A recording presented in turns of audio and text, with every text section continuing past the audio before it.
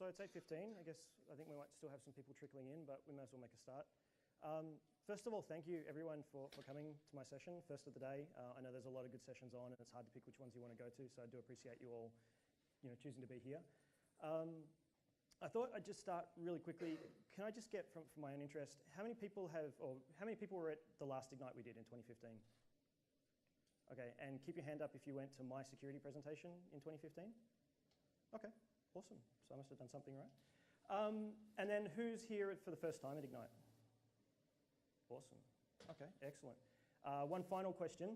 Who's new to the Office 365 security and compliance sort of story? Who's never heard of it or seen a presentation or... Okay, all right, excellent. So what I did with this presentation was I kind of looked at it as an update on what I did last time and what's changed in the last year or so, so trying to highlight the sort of key security and compliance features. Obviously this presentation is recorded, well, at least so I'm led to believe. The deck will be available from Channel 9. I believe my previous session will be linked as a related session on Channel 9, so if you want to go back and get some additional context, that's still valid as well, and that has some additional resources in there. Yeah, I think because it's recorded, I'm going to just talk at you for the next hour. Hopefully I've got some time for questions at the end, but I'm going to be around in the the showcase area, or I've got another session tomorrow, so if you've got questions, do come and find me. So I thought I'd start with a quick recap for some people, or maybe just a touch on the key points if it's new to you. In terms of so we're hearing from customers that there are concerns with security. It's preventing adoption of SaaS offerings. Compliance is obviously a huge thing for everybody. Compliance requirements, even just being able to protect your own data, make sure your business can continue to operate, and transparency. How do you grow your cloud usage while having trust in the platform and being confident in its usage? So we need your data in order to run the service. The service doesn't work without you putting data into it, and you don't get value out of it without the data into it. But we know that in order for you to put data in, you have to trust what we're doing, and that trust has to be earned. So our commitment to trust is really centered around these 4 key areas, and that focuses both on the built-in capabilities, so the things that we do for all customers just inherently as part of the service, and then also customer controls where you can actually tailor it because we don't build for a specific industry or vertical or that sort of thing. You guys are the ones who are going to know what's best for your particular business. So obviously we'll talk about security, we talk about privacy, we talk about compliance, and we talk about transparency in operations. So what we've done so that it's not a black box, how does Office 365 work and that sort of thing. From a security perspective, again, things we're hearing from customers, 160 million customer records compromised. I just saw a figure the other day too. They're saying it's now average about $4 million cost of a security breach. So you can see that these are pretty serious implications if we are having data compromised through this environment or through environments in general. 229 days between infiltration and detection. The days of somebody attacking your system and you knowing about it straight away are over. We have people sitting inside networks for months at a time before we actually find out that they're there. And that's why we operate under an assumed compromise mentality. So we're operating our entire service under the idea that at any one time we've been compromised already and we need to account for that. So we'll talk about how that plays through in some of the decisions we've made. Senior managers using personal accounts for work, or really just in general, people using shadow IT. We know that if you don't give users a sanctioned way of doing things, they're going to go and find some other way to do their job. It's not malicious. They just need to be able to share files, or they need to be able to collaborate with people. So what implications does that have? This growth in electronic data is huge too. How do you manage that? And of course, the ever-evolving industry standards. So Microsoft is uniquely positioned to address these security capabilities because we have this, we have the platform, we have the intelligence, and we have the partners. That's our unique approach. We actually spend over $1 billion a year just on security research and development. So we're one of the biggest security companies in the world that people perhaps don't know about. So the key advantages we have, if we look at platform, we own the whole experience. We have the user identity, we have the applications and the data, we have the devices that people are connecting from, and we have the infrastructure in order to support all of that. So what that looks like is our security platform. You can see here all of the different components that come into view. This is an Office 365 session. Obviously, I'm going to be focused on the right-hand side, but we depend on a lot of these services, so I will make reference to some of these things. And also, we have a lot of good sessions at Ignite this year on some of these topics. So I believe there's a Windows Server session right after this in this room. Over in 5 and 6, I believe, there's a session on enterprise mobility and security, so it'll cover some of the Intune Azure Active Directory and those sorts of capabilities. And then there's an Azure Information Protection session. I think it's on Thursday or Friday. So lots of good sessions you can go to, lots of information on these different capabilities. So because of all of that, because of that platform, we have access to a lot of information about how people are using the system. So you can see we're getting signals from a lot of different areas, how people are logging on, the devices people are using, the traffic flows, the email traffic that's going through, phishing campaigns or malware campaigns or those sorts of things. This isn't customer data. This is aggregate signal information that's coming through that we can use to build a picture of what's going on in that environment. So this is what we refer to as the Microsoft Intelligent Security Graph. All of these signals are feeding in, and we can develop a picture from there that help us do things like detect when a login might be suspicious, or certain traffic might be suspicious, or it's the start of a targeted campaign. So when you think about what that means, we're getting 300 billion user authentications each month we're processing. 1 billion Windows devices updated, 200 billion emails analyzed. So again, we're uniquely positioned to be able to take all of that intelligence and feed that back into the product to enhance it for you. So you'll see that bubbling through in really all of the presentations. And finally, our partnership approach as well. So we have connections with our peers in other organizations. We're working with industry alliances, and we work very closely with governments too through the transparency centers that we've set up. So when we talk about reinventing productivity, productivity is no longer what are the features in Word or features in Excel or those sorts of things that we traditionally associate with productivity. Can we do co-authoring in a web browser?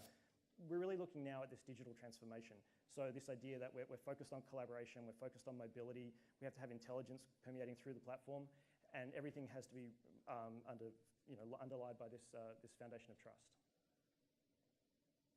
You're probably aware that we have this global cloud, this global network of data centers.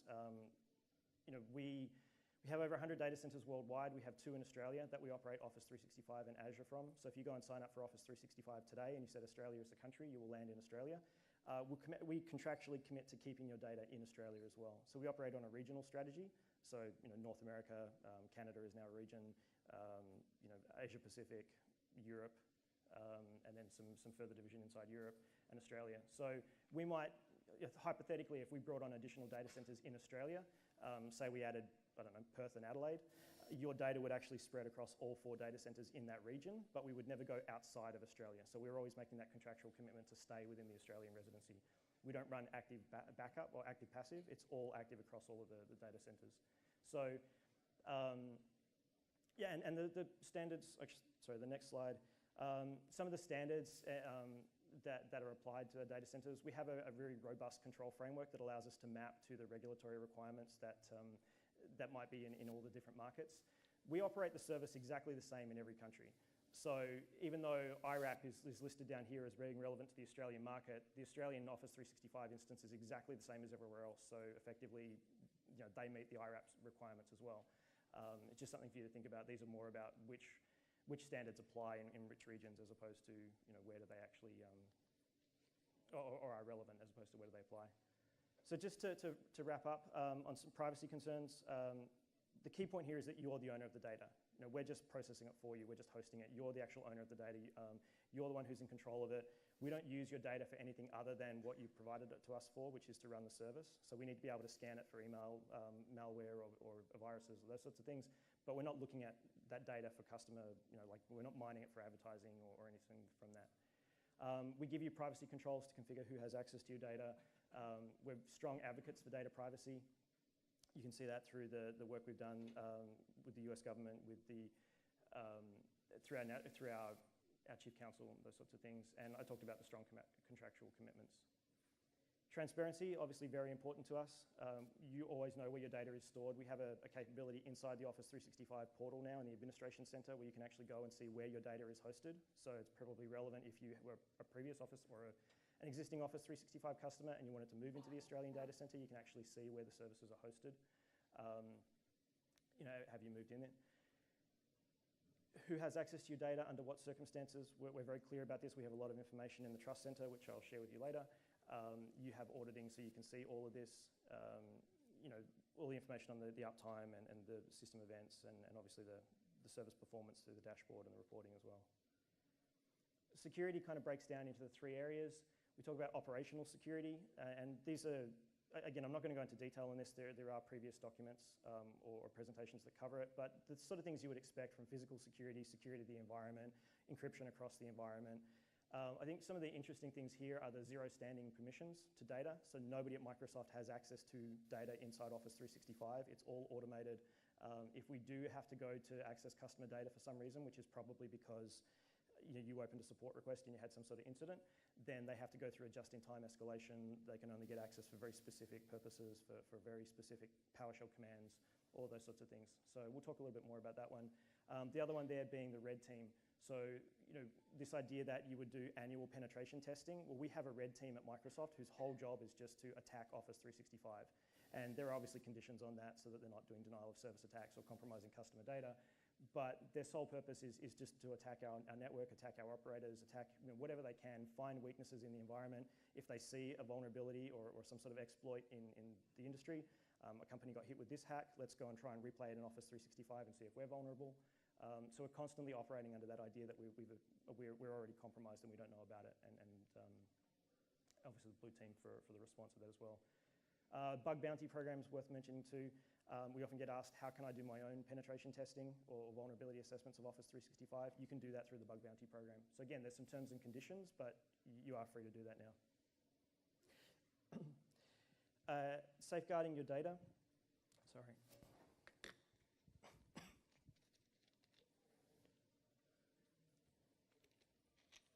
So you can see we have capabilities across a lot of different product areas. So in terms of encryption, using Azure Information Protection, so you can go beyond the encryption and permanently associate that with the data. Data loss prevention to sort of safeguard what's going outside the organization. Some visibility through Secure Score, being able to control your environment and improve on your environment. So we'll talk about Secure Score later. Some of the other capabilities, the mobile device management, mobile application management, they'll be covered in the enterprise mobility session. Protecting against external threats. Exchange Online protection is there as part of every Office 365 subscription that uses Exchange Online. So you have contractual commitments to 100% no malware detection, 99% spam effectiveness. That's on for every Exchange Online customer. If you want to go beyond that, we have Advanced Threat Protection, which is a zero-day protection, and I'm going to talk about that a little bit more later in the session. Threat Intelligence is a new capability we announced. It'll be out in the next couple of months, so we'll talk about that, and I'm going to do some additional information on that tomorrow in my session. Advanced Security Management we'll talk about. Conditional access and multi-factor authentication. Don't really have much in this deck on that, but again, the EMS guys will talk to that. Those capabilities are there, so you can do that with the platform as well. And on compliance, we've talked about some of these things already, and we'll go into more detail. Customer lockbox is very helpful to our highly regulated customers because it gives you that ability to say, I have final say over who gets access to my data. You have full audit tracking across the environment no matter what, so you can turn that on. We have advanced e-discovery, which I'll talk about, and service assurance and advanced data governance we'll be talking about as well for how do you get information on the service, how do you manage the data that's in there, and so forth. So hopefully that was a really quick recap. As I said, there's lots of additional resources at the end of the deck. There's previous presentations, there's white papers, and if you have questions, come and talk to me. I'm happy to talk about how we do security in the platform or those sorts of things. So what I thought I'd do now is highlight some of the security developments that we've had in the last year, some of the key features, the things that might be really interesting to you. So I talked about Advanced Threat Protection. So Advanced Threat Protection is a capability we have live in the product today. It's been there for about a year or so, I guess. And really what this does is after you've gone through Exchange Online protection and done your signature-based scanning or some heuristics or that sort of thing, Advanced Threat Protection does two things. The first thing it's going to do is rewrite the URLs that might be in a message. So instead of seeing www.contoso.com, we're going to rewrite that URL so that it's safelinks.microsoft.com/www.contoso.com. And what that means is that anybody who receives that message, when they click on that URL, they're going to come back to our service first. They're not going to go directly to that destination. And we can do real-time reputation check on the URL at that point so that we can make a determination, it was safe when it went out. For the 2 days, it's been fine, but at some point, the attacker changes it. It goes to a malicious target. Now the reputation of that URL is bad, so we can block it. We can stop the user from getting to that URL. And obviously, this applies no matter what the email client is because it's written inside the message itself. So, and we also have rich tracking of that as well. So you can go back and you can look and see, well, who clicked on the URL in the 2 days before it actually got blocked. The other thing we have is safe attachments. So safe attachments will, if it hasn't seen an attachment before, if we don't have a virus signature for that file, what it will do is it will take the file out of the email and it will go and put it into a, you'll see detonation chamber or a sandbox environment. It's essentially a series of Azure virtual machines where we run that file to see what happens. Now that could be things like looking to see if it's going out and making calls to the network or writing to your file system, even something simple like checking to see if it's running inside a virtual machine, because that in itself might be suspicious behavior. So we can make a determination based on that as to whether it might be a malicious content, and then we can block that through the environment as well. I talked about the reporting. This is, when this came out, this was really focused on Exchange. So this was a capability we had protecting your email. What you're going to see now is really this spreading across the Office 365 stack. So as we move into SharePoint, as we move into OneDrive for Business or the Office client itself, having these same capabilities to protect the, to check against going to bad URLs, to check against bad files, it's going to be shared across the platform. And the integration we have is great too. I think there's a Windows Defender Advanced Threat Protection session, and I think they'll talk about how through the Windows Defender console you can actually navigate, you can watch the suspicious activity being generated, you can see how that links into suspicious email traffic that might have come through, you can look at who's been accessing that email, pivot down into the particular user. So we have some really rich integration across that platform as well. So some of the key updates that we've had just recently to Advanced Threat Protection, dynamic delivery for safe attachments. So as you can imagine, if we're taking that file out of the email, we're dropping it into a virtual machine environment, running it to see what it does, it's going to take a little bit of time while we figure out if this is bad or not. When you've got your email on premises, or you've got like a antivirus solution that's outside of Office 365, we don't really have any choice but to hold that attachment, hold the entire email while we do that check. So it means that it slows down the delivery. You're sitting there waiting for this thing to come through, you're talking on the phone with someone, they say, I've sent it, but you're waiting for a couple of minutes while it does that scanning of the attachment. What we can do with dynamic delivery when you have your mailbox and Exchange online is we can actually deliver the message and hold on to the attachment. So what you're seeing in that screenshot is we put a placeholder attachment in so that we can tell you that there is an attachment here, we're scanning it, checking out that it's okay. Afterwards, once we've determined that that file is fine, then we can go back and we can update the message. So if you're sitting in front of your computer, you might see this, but if you check your email 10 minutes later, you'll never see this, you'll just see the attachment because we've gone back, edited the message, put the original attachment back, nice and easy. So it's a really great usability feature. If we find out that it's bad, we can go and yank the entire message out of the mailbox if you want to. Whatever you want to do with that, we have that control again because it's inside Office 365. We also just introduced the URL detonation capability. So if you have a URL inside a file, so instead of having the attachment to the message, you have a link to the file hosted somewhere inside the message. When you click on that URL now, we can actually go and get the file and put that into the sandbox environment and run that file and see if it's okay before you get the actual file.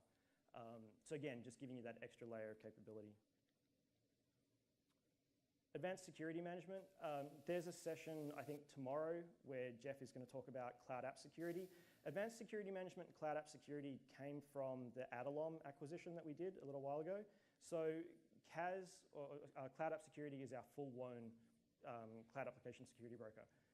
Advanced security management is kind of the smaller brother. It's the standard sort of thing we do with Office 365. We give you a base set of capabilities, and then enterprise mobility and security extends upon that. So advanced security management is really focused on protecting the Office 365 instance itself. We can do things like generating alerts out of the environment and controlling response to that alert. So if somebody's, I don't know, signed in and it looks suspicious and they've shared an external file externally, then maybe we want to go and actually disable their account, change their password, force them to sign in because somebody else might have compromised their account. So we can generate those alerts. We can actually go and take that action with advanced security management. We also have some discovery capabilities as part of this. So if you want to know who's using other services inside the organization, dealing with that shadow IT capability. Advanced security management can tap into the logs that you have in your proxy server, and it can give you reporting information on, yes, there are people using Dropbox, but it's only 3 people in marketing. Or Dropbox is a huge problem. We did 10 gigabytes worth of data in the last month to that service, which maybe we don't want to do. So Jeff's going to go through this in more detail and give you a bit more of a comparison. I'll talk about advanced security management specifically tomorrow in my session, but that is there as well. So threat intelligence is something we announced at Ignite in the US just a few months ago. It's in preview now. It's in private preview. We just posted the blog on that a couple of days ago. Probably in the next couple of months, you're going to see this capability come out. And again, I'm going to talk more about this tomorrow.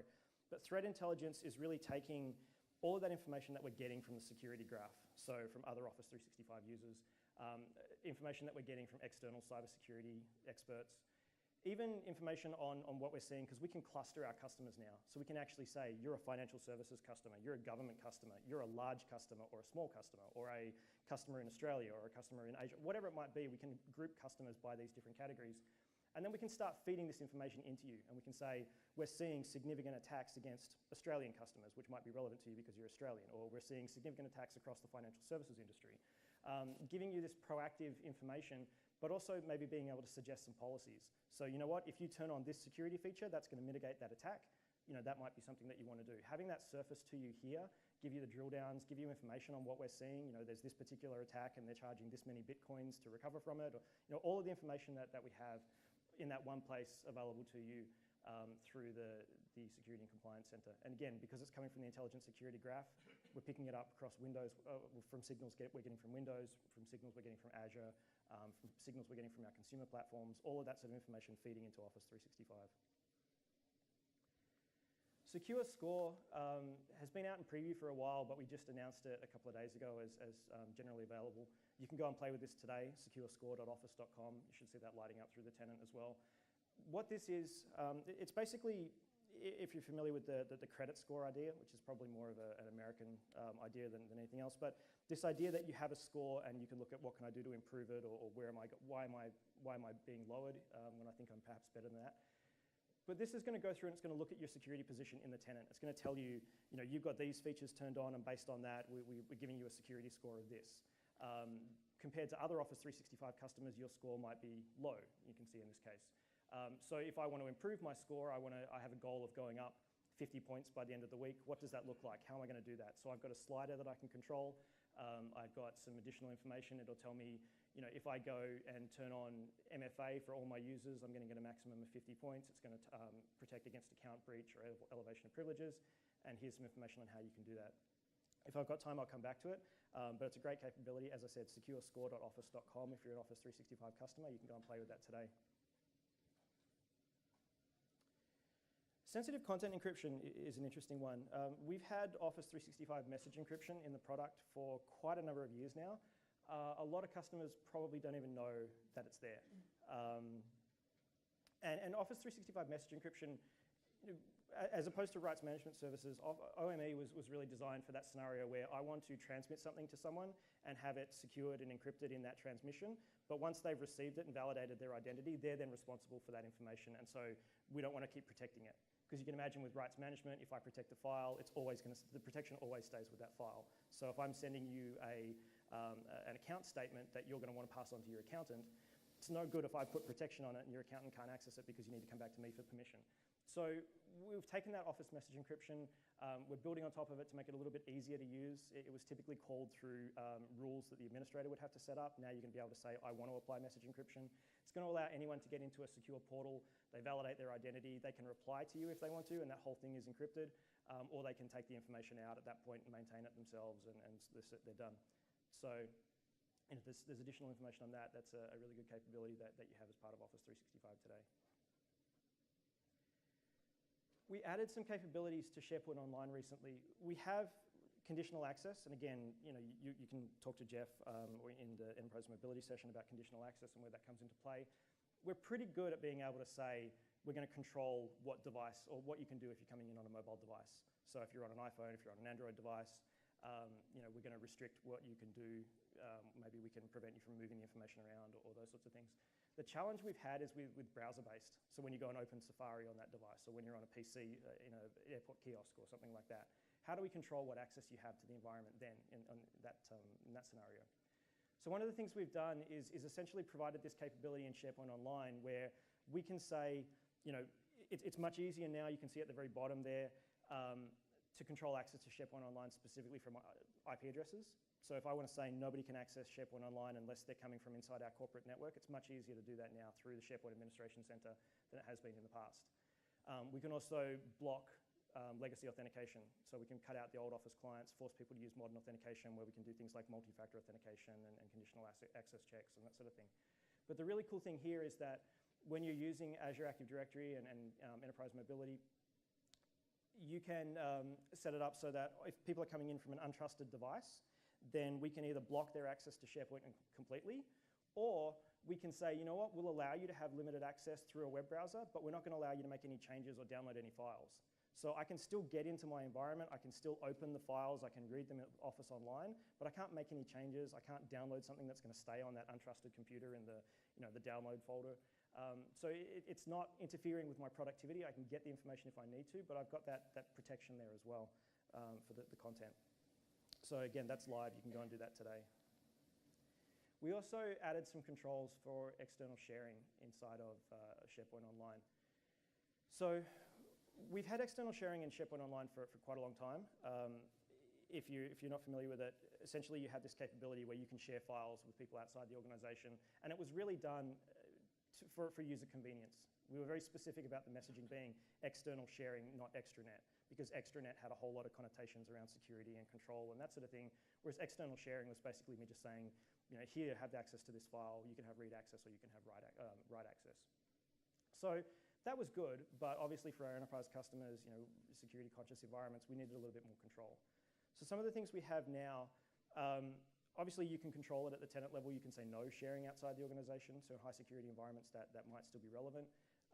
You can allow sharing, and basically I should say, this is the top level control, so this defines what you have access to inside your environment, and then you can go specifically in a site collection to a different level. So if I open it up, in this case, allow anonymous sharing at the gate, I can still go down into the site collections and say there's no sharing in this site collection. In OneDrive for Business, you can't share with people unless they authenticate, which is the policy that we have. So you still have that additional control, but this is really the entry point. So we can control that. We can actually also even say that we can only share with people that are already registered in the organization's tenant. So using the Azure B2B capabilities, administrators would register users from partner organizations inside your tenant. You can control the sharing so that only those users can actually access the system. Still external users, still using their own identity that they maintain, but you have to register them in your tenant, so it's not just users sharing with anybody or somebody compromising an account and sharing files with themselves. Also giving the ability to expire anonymous access links, which was something we didn't have before. If you generated a link, which I often did for things like sharing my presentations, anybody who has this URL can download the file, which is good, but you forget about it, right? So that file's going to be there forever. In my case, not a big deal if it's a presentation. Some cases it might be a problem, so now we can say that they're going to expire after 7 days or 21 days or whatever the case may be. We have some controls for sharing folders as well. One of the things we saw people doing was using external links to share with people inside the organization because they didn't necessarily know, if I'm going to share a file with my colleague, I don't know if my colleague's going to share that file with somebody else. So, external sharing was easy because I didn't have to worry about authorizing everybody that needed access to it. Obviously, that's a security risk because there's no differentiation between somebody who works there and somebody who doesn't. So we added the capability to do an internal guest link. So it's basically the same sort of idea. You have a URL. Anybody who has that URL can access the file, but they have to be a member of the organization as opposed to the anonymous access where anyone can get to the file. And then finally, on the bottom left there, we've added some capabilities around domains. So if you want to allow sharing, you want people to be able to put in the addresses they want, but there are some partner companies that you don't want to share with, or on the flip side, you want to be able to say these domain names are okay, but we don't want open sharing. You can now do that. You can blacklist or whitelist domains that people can share with. And you can list those here as the administrator. The very bottom one is good too. External users must accept the invitation from the same account that was sent to. External sharing was really about usability. My email address is michael.richards@microsoft.com. That's not what I sign into the system as. So if you send me an invitation to michael.richards@microsoft.com, I can't log in as that account. So that's a bit of a problem. We got around that by saying, well, once you've got the invitation, you can sign in with whatever you want. So I can sign in as MIRICHAR@microsoft.com. So great. The problem with that, though, is that I can also choose to use a live ID or anything else. You're not enforcing any sort of restriction on which account I use. So it got difficult to track, am I actually sharing with a partner, or have I shared with somebody outside the organization, or what's going on? Also can't shut down that live ID necessarily after the person's left. So with this capability, we can say, we're only going to share with particular domains. If I invite you at that domain, you have to accept with that email address. So we really get towards that control of being able to validate the identity of the person who we're sharing the files with. All of this stuff, as I said, live in the tenant today. You can do all this now. So before I talk about this one, it's probably worth just doing a quick recap. When we talk about accounts in Office 365, you can obviously go straight to Office 365 and you can create a user account and have a password in that. Most of our enterprise customers use Azure Active Directory Connect, which is a small piece of software that you put inside your organization, and it takes the information from your domain controller and replicates it up to the cloud. So you've got one ID for the services. As part of Azure AD Connect, you can choose to synchronize the password. So it's not taking the password and putting it up there. It does a one-way encryption so that we have that secure hash in the cloud. So it is a secure process. But some of our regulated customers don't want any passwords to be stored in the cloud. So the other thing you can do is you can do federation, where we don't store any passwords in the cloud. You set up endpoints that we will connect back to when you go to authenticate. So you'll have Active Directory Federation services installed in your environment. When you go to the Office 365 portal to authenticate, it kicks you down to ADFS or a third-party service. You do your authentication back there, and then it sends a claim back to say you're okay and you get in. Problem with ADFS is, or any federated implementation, is that it's quite complicated to set up. You're going to need certificates, you need a web service, you need redundancy, because if you can't authenticate, you can't get into the environment at all. So that's why we put the password hash synchronization in, but it wasn't quite good enough for some of our larger customers. What we can do now is with Azure AD pass-through authentication, which is currently in preview, that same Azure AD Connect instance, you can tell it that you want to do the authentication directly on domain controllers. So we can install multiple copies of this inside the organization. It's making an outbound connection to the service. It's not a web service that we have to host and put on the internet. It's an outbound connection that we can come back across to validate the user. So we're still authenticating you against your local Active Directory. We're not storing any passwords in the cloud. We send the authentication down to your Active Directory to authenticate the user and then go back. But it means that it's a very, very easy setup. We can automatically do load balancing across those connections. We can automatically do redundancy across those connections. We don't have to worry about, I have to put a DMZ in and I have to put ADFS proxies in the DMZ, which are going to connect back into my corporate network. It's just an agent running on the servers that connects out, and we can do the authentication that way. So kind of a nice compromise. Giving you that single sign-on capability, that authentication for domain-joined computers, the seamless authentication for domain-joined computers outside the environment. Tenant restrictions is another one that just went GA, I believe, last week. So you may have experienced it before. You're in an organization, you want to make sure that people are using your service. You don't want people using free services or other email providers. So you go and block hotmail.com and Gmail and Yahoo Mail and whatever else. But the problem is that Office 365 is a shared service. So I can't block Office 365 for all other customers. So I've cut out the free services, but there are millions of customers on Office 365, or somebody can just go and get an Office 365 trial and they can exfiltrate data that way.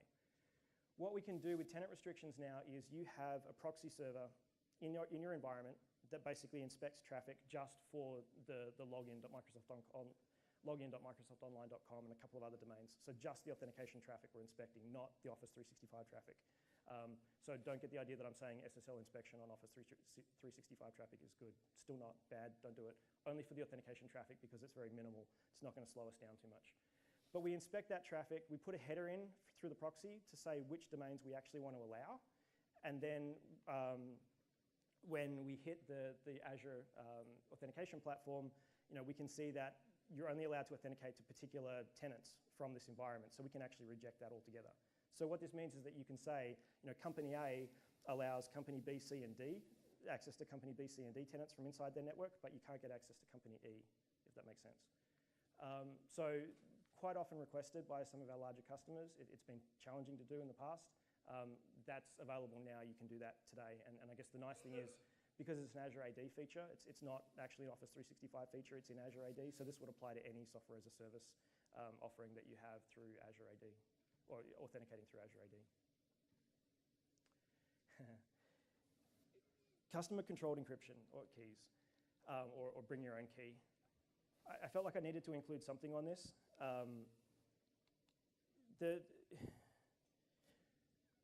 basically, I talked about this last time I did a session. We have advanced encryption in Exchange Online and SharePoint Online. So what we've done is, under that idea that we're assuming compromise, we wanted to put a level of abstraction in between the Windows administrator and the service administrator, or the service data. So we have BitLocker running on all of our hard drives, so nobody can take a hard drive or a server out of the environment and get access to your data. But if you're a Windows administrator, what's stopping you from grabbing the Exchange database or the SharePoint SQL database or that sort of thing and taking the data out that way? So what we did with advanced encryption was, for SharePoint, it was really simple. We took all the files and we dumped them out into Azure containers. And then each of those containers, each of those individual files, each of the pieces of a file, because SharePoint divides files up into chunks so that we can do differential transfers. Each of those pieces had its own individual key. The Azure Vaults had keys. We had a tenant key that encrypted everything. So the SQL database basically just became a mapping that said, if you want this file, you need to go and get these 7 pieces, and here's the keys that you need for that. And all of that was encrypted. For Exchange Online, we encrypted all the content within a mailbox so that, again, you can't steal the database. That's all done with a tenant key. We have a capability coming where you would be able to put your own key into the environment, and you can essentially rewrap all of that with your own key. So it's something you can do later on. You don't have to say, I'm holding off on going to Office 365 because I want to run the key, or I want to manage the key. You can do that at any time. We can change keys. We can, whatever you want to do, we have that capability to rewrap. The thing is that I often hear that we need to bring your own key because it's a security feature. We have a security policy that says we have to manage the key. That's how we manage access to the data. There's a really good session that one of our product managers did from Ignite in the US, and he talks about the cloud encryption myths. So that's why I left that there. You can go and check that out. Essentially, with a software as a service offering, we need to be able to access the data. So bring your own key is not a solution to stop the service accessing the data. It's completely transparent to the user. It's completely transparent to the service because it's happening at a very, very low level when we're actually doing it right. Bring your own key or customer-controlled keys is more of a compliance feature. It's a kill switch for the content. It's basically me saying, I'm a global organization and I have users in Europe, but we're going to wind down the European tenant, so I'm going to get the users out. I want to kill the content for those users, make it unreadable, because my tenant's going to stay here, but I don't want anybody to have access to that data. I don't want that floating around, so I'm going to pull the key for Europe. Or I'm leaving Office 365 altogether, and we know that Microsoft keeps our data for 90 days, so we can get it back, but we don't necessarily want anybody being able to access our data in that time. So I'm going to kill the data. I'm going to kill the key, which is going to make the data unreadable inside the environment so that nobody can get access to that. It's meant for orderly exit of the service. It's not a security feature. Happy to talk about it in more detail. There are a whole bunch of risks and complexities to that, which is why we're being so specific on the messaging, which is why Paul Rich talks about it in this session. Yeah, so I guess key point being, if it's something that you need, then we have that capability, but just understand what it is you're getting the capability for and what you're signing up for in terms of management responsibilities. Data loss prevention we've had in Office 365, Exchange and SharePoint, really since Exchange 2013. So data loss prevention, our implementation is slightly different to the way some of the traditional security vendors do data loss prevention. Our focus is really on user education and on stopping that accidental sharing. So I'm trying to share some information. I'm sending credit cards by email. Maybe I didn't know that was a policy violation, or I didn't understand the risk. We want to stop that. We want to do it in real time. Let the user know what you're doing is not appropriate. If necessary, we can potentially give you an option to override that. Say, here's my business justification. It's a critical thing. I really need to get this information out. We can do that one-time override, and it'll go to a compliance officer, and we have that tracking of it. But we have, I think it's about 88 sensitive information types built into the system today. So for Australia, that means things like Medicare numbers, tax file numbers, obviously credit card numbers, bank account numbers, those sorts of things. You look at other markets, social security numbers, social insurance numbers, whatever it might be. There's about 88 of them, I think, in the environment. You can also build your own, and you can take documents and you can create those as through a document fingerprinting capability. You can create those as templates that it recognizes as sensitive information. So if I've got a new customer account form, I put the blank form in, it generates new customer account or customer account form as a sensitive information type. Then if anybody fills that form out and tries to send it, we can have that detected as a violation. So lots of things we can do. In this particular case, you can see the files being shared outside the organization, and it contains social security numbers. So we want to actually stop that. We want to lock it down, make it so that only the owner of the file can access it, or the owner of the site, and generate an alert and have people go and remediate that. So you'll see the notification to the user. You can see it obviously in the SharePoint interface. We have DLP notifications coming through in the Office client, which I guess is what I talked about last time, the integration we have in Office 2016 for data loss prevention. We also have it as part of Outlook. So when you're creating an email in Outlook, it'll come up and tell you with a nice policy tip that says this is in violation of a policy, this is why you're in violation, we're going to block the send button. You want to fix it before you try to send this email. So DLP is there, as I said, across SharePoint, across OneDrive for Business, across Exchange. The big update we made recently is the fact that we have these unified policies now. So before you had to go and say, I want to create a policy for my email, and I want to create a policy for SharePoint. Now we can do it all in one place through the Security and Compliance Center. We can get unified reporting of it. Today, it's basically the lowest common denominator, so it's the SharePoint capabilities. So we can say that you use the 88 sensitive information types. What's coming is that ability to use the custom sensitive information types and the document fingerprinting that you can do in Exchange. We'll bring that into SharePoint and OneDrive as well, so you can roll your own templates to say, this is my organization's customer ID number or whatever it is, and have those detected. Okay, how am I doing? Cool. So some compliance highlights.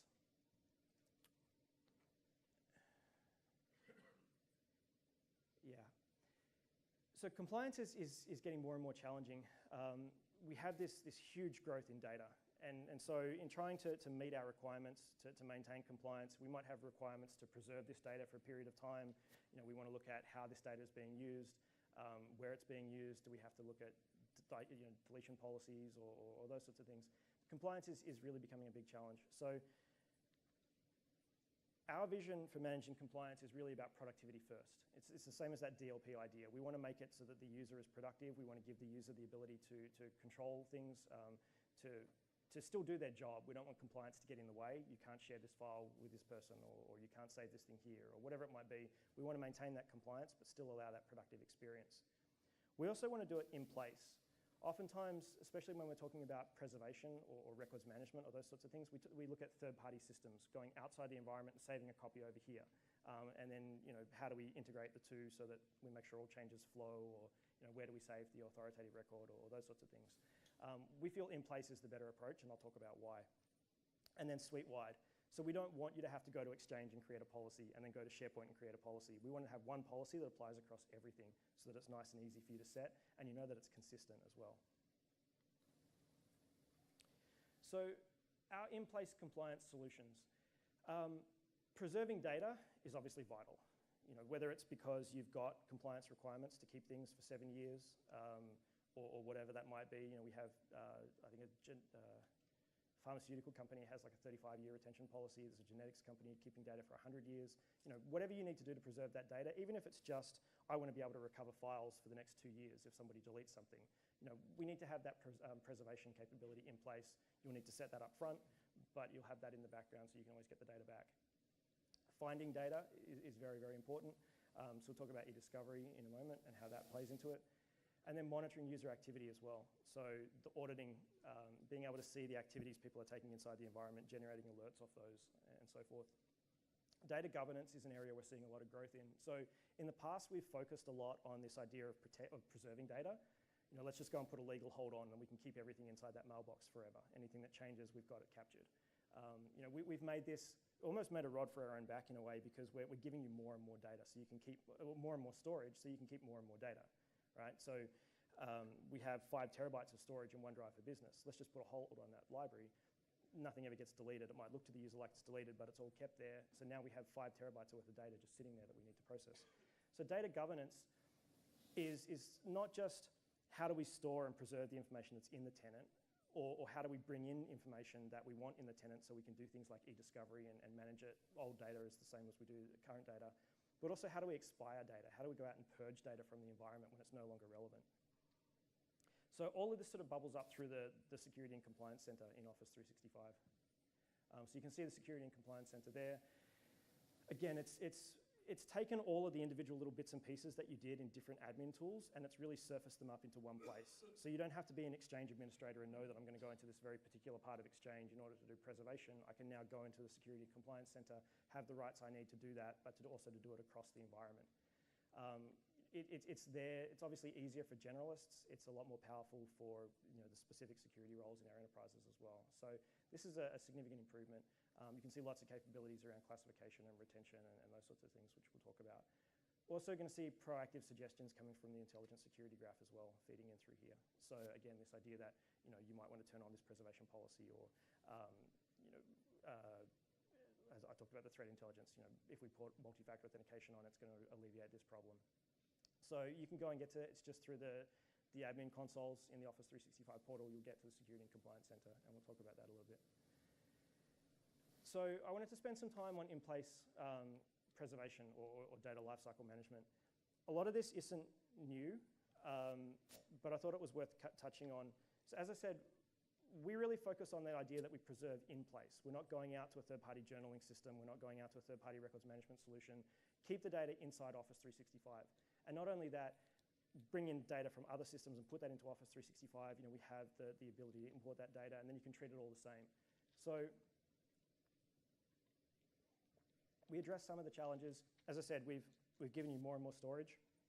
We used to say that you had 50 gigabytes for your Exchange mailbox and unlimited storage for the archive. SharePoint, as I said, OneDrive for Business, you've got 5 terabytes for the user now. So lots and lots of storage. You have the ability to put this data in. But of course, with that storage comes more data. Having an external system is really doubling your work. It's doubling your traffic. It's also introducing risk, because what happens if we can't create the copy over here in the third-party system? What happens if we create a copy of the original item and it changes over here and we don't reflect that change? So there's a lot of problems with those additional systems. Even things like, I want to upgrade, or I want to move to the platform, and I've still got this thing sitting off to the side with all my old data in it. How am I going to manage that? We've seen significant problems from customers with that. So by having all of the data inside Office 365, it makes it a lot easier to manage these things. And we've done a lot of work to make sure you're not suffering a financial burden for that as well. So when you put preservation on for a user account, we're going to protect that information. You say you need to keep that for 7 years, but the user leaves the organization. You can take that license, you can give it to the replacement person, and the preservation will actually keep that data there for the 7 years at no cost to you. So we don't charge you for that departed user scenario in Exchange or in OneDrive for Business now. So we sort of address that need. We've got the space there available for you. We've got the capability for you to do it without it costing you money. So what does that look like? We used to talk about this idea of like a litigation hold or a legal hold versus an in-place hold. So legal hold or litigation hold was really this idea that we'll just put everything on hold. We'll keep everything in there. So it's just a switch, checkbox, where we put this user on hold. That means that even if we've got a policy in there that says we want something to expire, that information is protected. It's not going to go anywhere. The user might think they've deleted it, but it's gone into a hidden section of their mailbox or a preservation library in SharePoint. So it's there, and we can get to it as the administrators. Versus the in-place hold capability, which was more about flexibility. So instead of saying, put everything on hold, we'll just apply a hold for a time period and then allow content to expire. Or we'll apply a hold to keywords. In a discovery scenario, I want to preserve things that are relevant to a case, to a lawsuit, but I don't want to keep everything else. So we still have that in-place idea, the policy-based approach. But I think now we really talk about preservation policies itself. So I guess where I'm going with that is, rather than saying put somebody on legal hold or litigation hold, we have preservation policies inside the platform where you can go in and you can say, I want to put across Exchange, across SharePoint, across OneDrive for Business, I have a requirement to keep data for 10 years. Turn that on, it will go and protect all your users inside the organization. It'll protect that data. As I said, if they leave the organization, we can keep that data sitting there. It's not going to consume one of your licenses. So that's really your scenario for, I want to recover deleted items for the next 2 years, or I have a regulatory requirement to keep data for 7 years, or whatever it is. The preservation policy is what you should be looking at to do that. As I said, you define it, turn it on, it's there.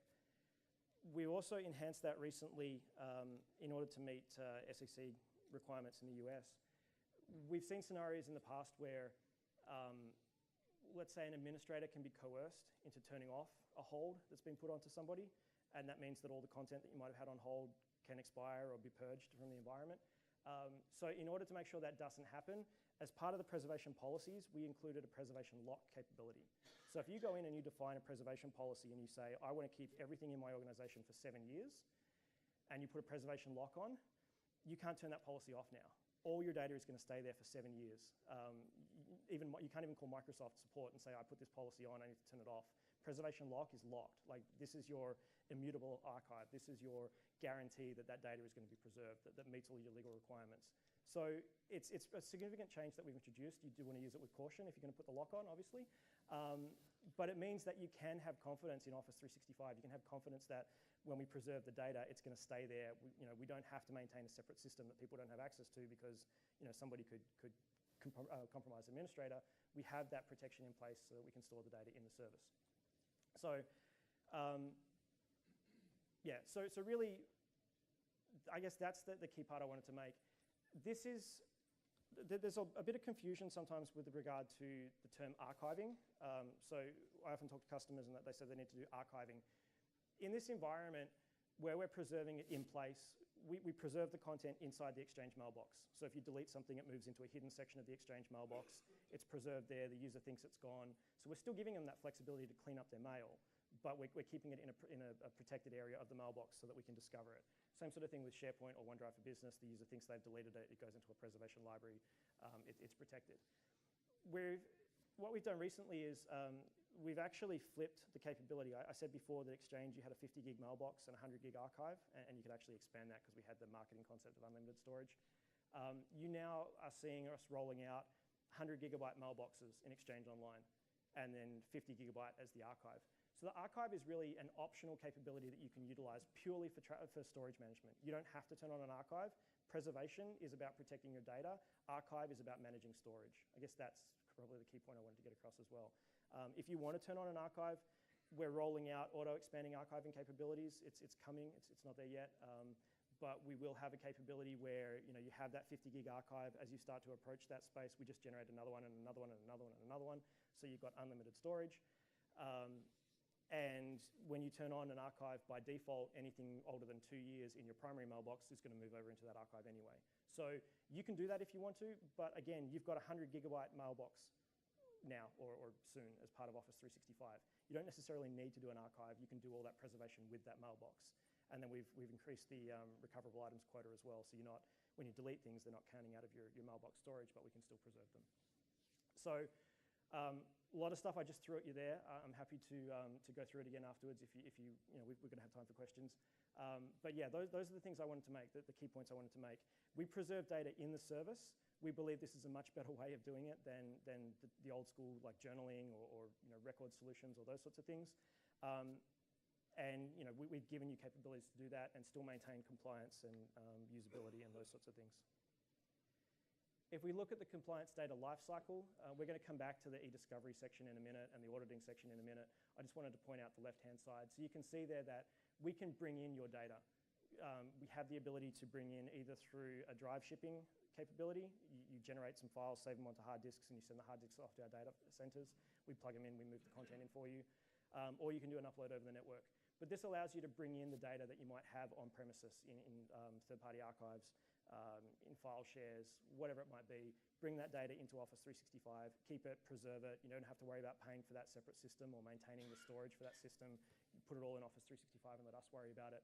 But then you also get the benefits of preserving it and searching across it and that sort of thing. We also, through partners, have the ability to bring in a whole lot of third-party content. So you can see some examples there. Twitter.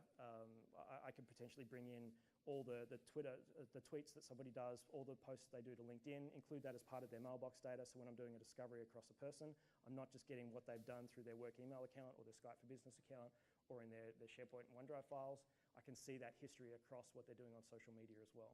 So we have those capabilities. What I didn't mention, Skype for Business.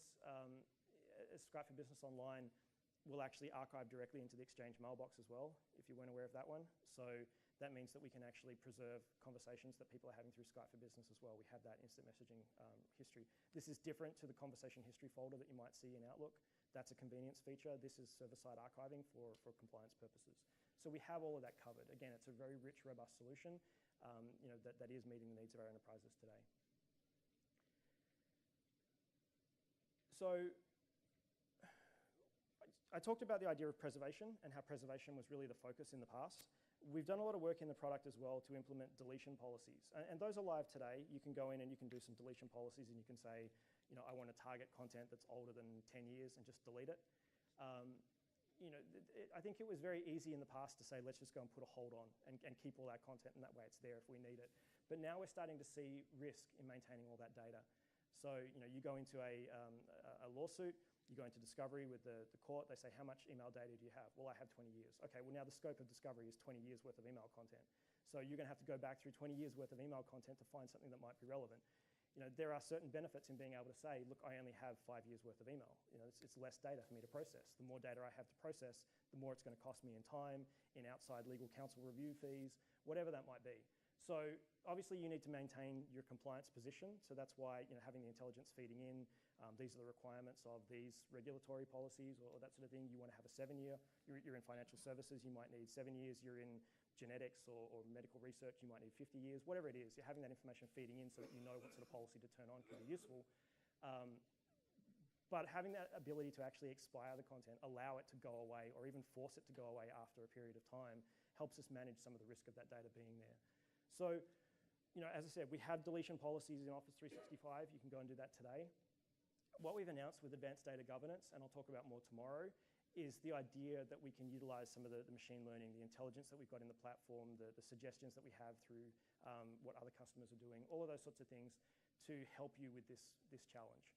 So to help you, as I'm picking my data up and importing it, do I really want to import all of my data, or am I just going to import data for a period of time? Okay, that's a pretty simple example. I'm importing 5 years worth of data. That's an easy thing to filter on. But maybe I actually want to look at the data that's coming through and say, I just want to import data that's of a particular type. I don't really care about conversations that people might be having, but if they're sending credit cards or if they're sending customer account forms or something like that, that's probably data that I want to import and put into my system and preserve. Anything else can get turfed. So being able to utilize those sensitive information types that we use for DLP to say, based on this file having credit cards, it meets this compliance policy, I need to retain that. These are some of the things we're going to be able to do with Advanced Data Governance. And as I said, getting rid of all that old data, purging the trivial sort of stuff from the environment. So I'll talk more about that tomorrow and show you, because again, this is another one that is in private preview today. You'll probably see this released in the next few months.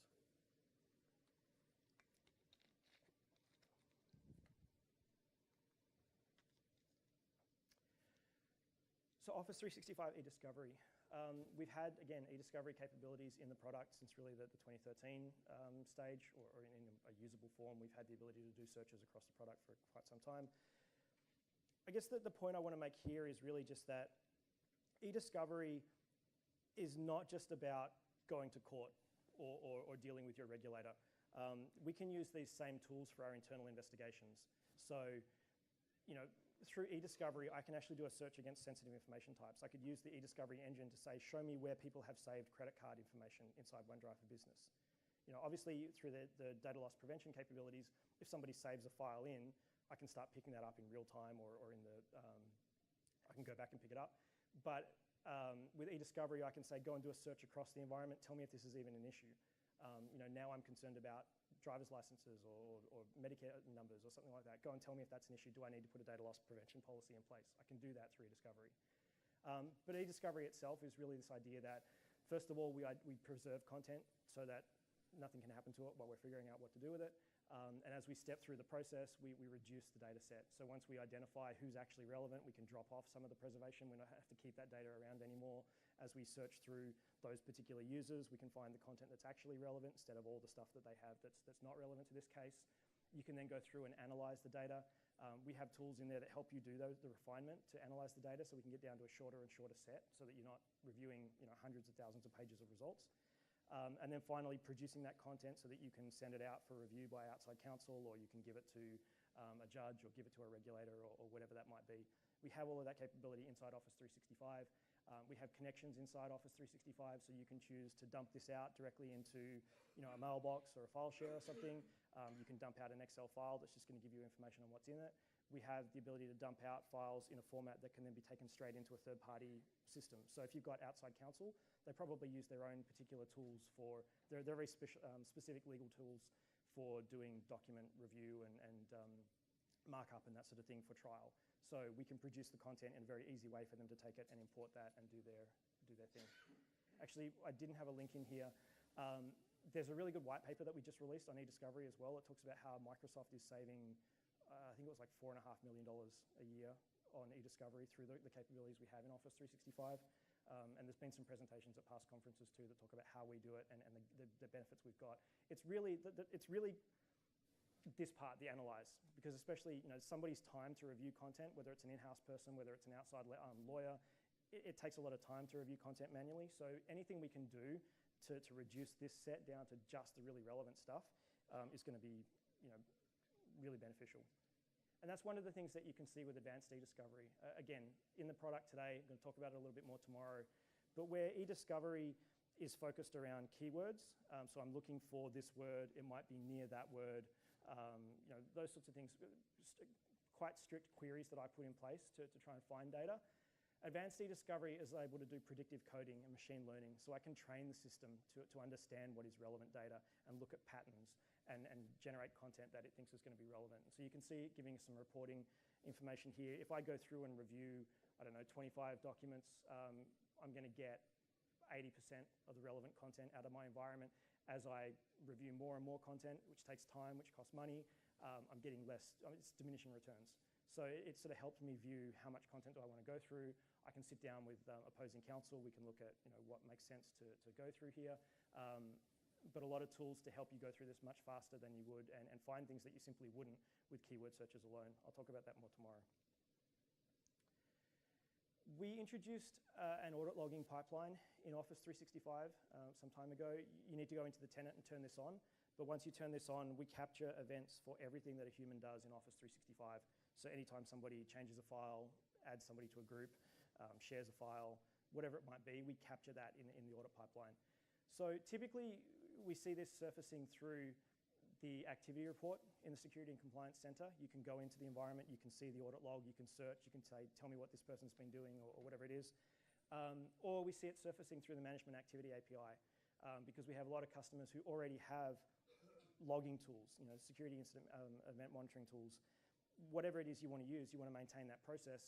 Through this Activity API, we have connections into third-party tools so they can bring the data in. Sorry, is it an issue?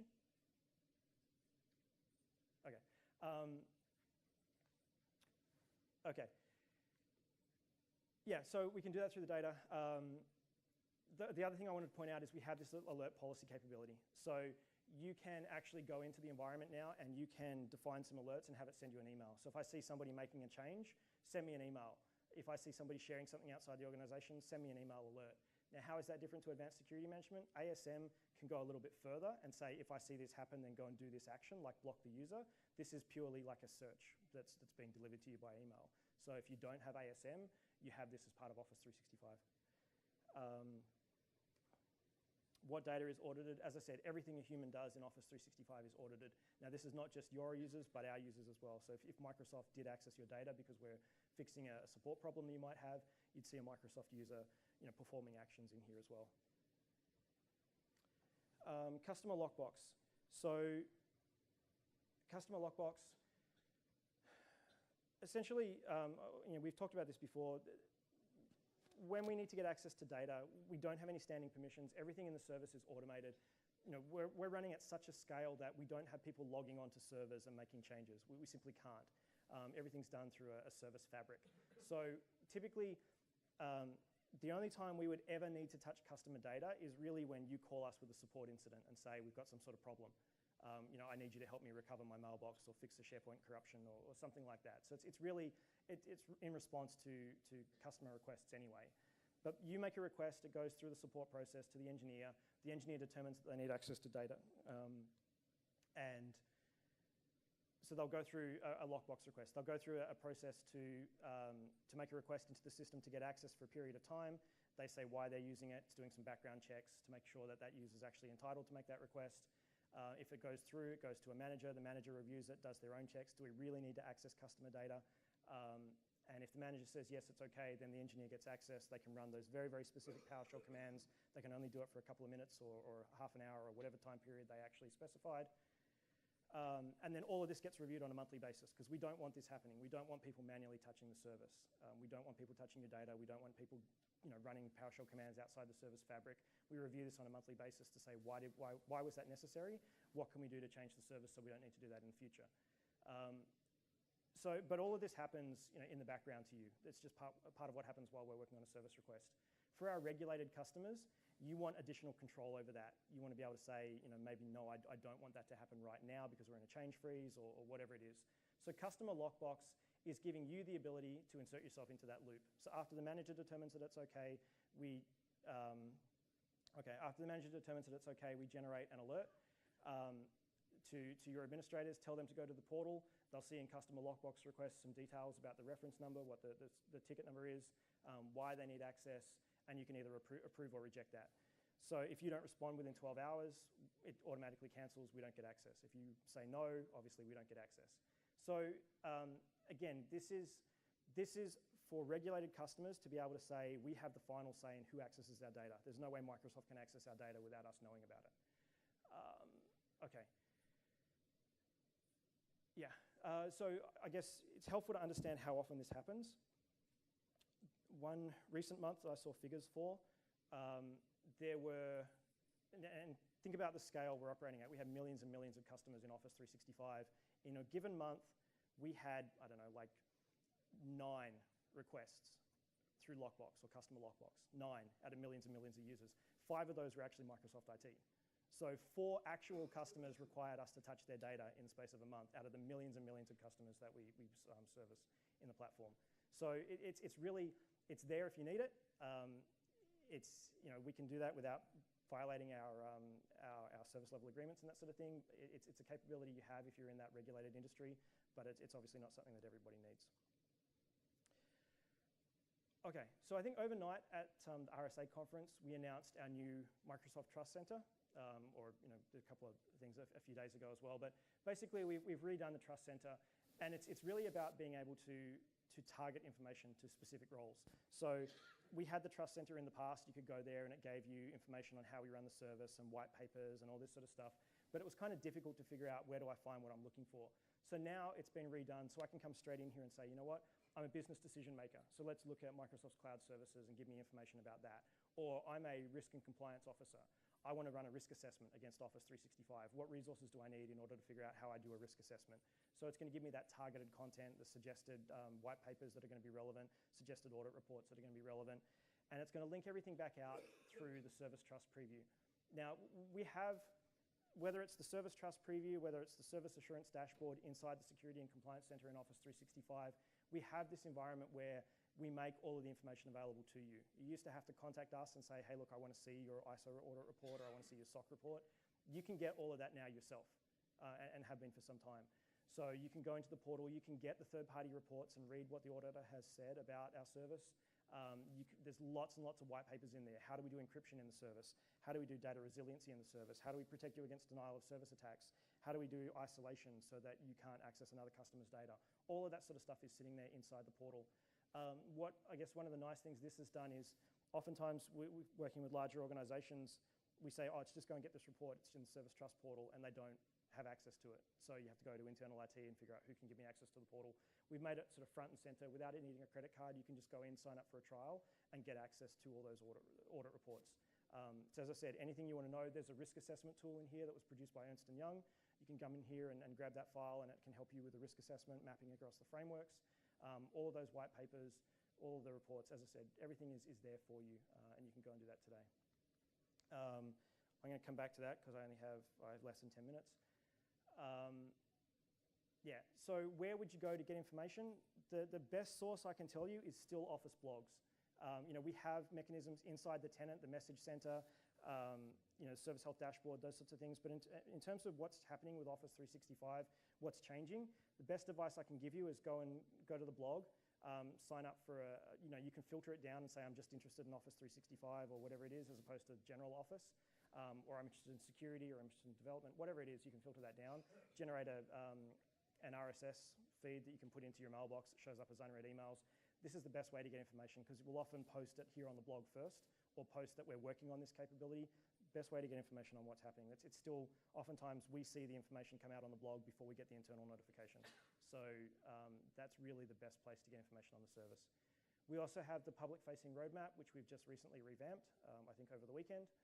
So you can come in here, you can see the roadmap. Again, it used to be something that you had to do in a private conversation with Microsoft. You now have all this information available to you publicly.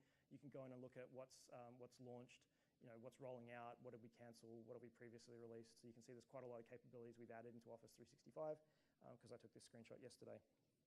And then if you want additional details, you can obviously go back to your account team and we can see what we can do in terms of providing additional information. As I said, yeah, the sessions will be up on Channel 9. The Microsoft Virtual Academy has some really good stuff in there as well, actually. A number of good courses in there that you might want to look at. And then there's the plug for the Spark After Dark thing, which I think is Thursday night, so please do your evaluations. And I'm going to stick around. I've got 5 minutes left, so I can do some questions. I'll stick around maybe outside after the session. But yeah, if you have questions, come find me, send me an email. I've got another session tomorrow afternoon on advanced security features. I hope that was useful.